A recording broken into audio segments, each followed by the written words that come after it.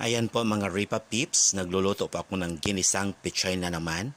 Pero ibang-iba ito dahil ang aking subak is pritong isda.